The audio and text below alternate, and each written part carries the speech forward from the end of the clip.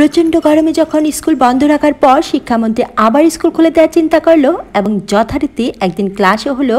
আর ঠিক সেই দিন যখন বাচ্চাদের কাছে সাংবাদিকরা জানতে চাইলো গরমে স্কুল করতে কেমন লাগছে, দু একটি বাচ্চা মজা করে বলেছিল ভালো লাগছে, কারণ এই গরমে বেশি বেশি আইসক্রিম খাওয়া যায়, শীতে তো ঠান্ডা লাগার ভয়ে আইসক্রিম খাওয়া যায় না।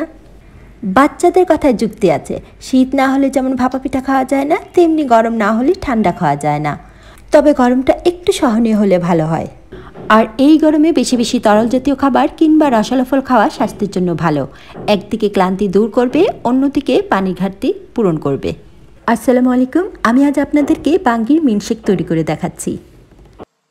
মজার কথা হলো, অনেকেই যারা বাঙ্গির সাথে অপরিচিত ছিলেন তারাও নিশ্চয়ই নেট দুনিয়ায় বাঙ্গির ট্রলের বদৌলতে হলেও বিশিষ্ট এই ফলের সাথে পরিচিত হয়ে গিয়েছেন।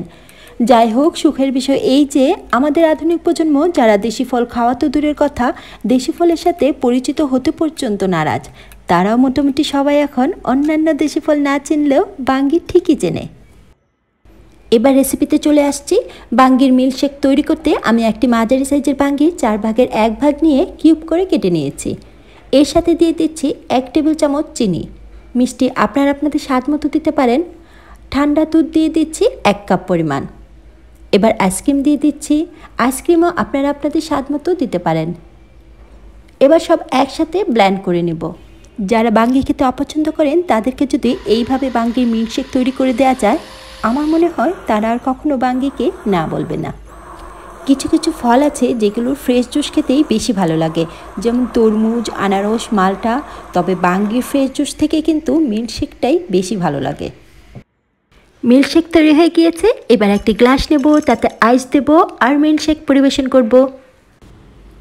আশা করি আমার আজকের ভিডিওটি আপনাদের ভালো লেগেছে। ভালো লাগলে লাইক, শেয়ার ও কমেন্ট করতে ভুলবেন না। সবার সুস্বাস্থ্য কামনা করি। নতুন কোনো ভিডিও দেখা আমন্ত্রণ জানিয়ে আজ এ পর্যন্তই। আল্লাহ হাফিজ।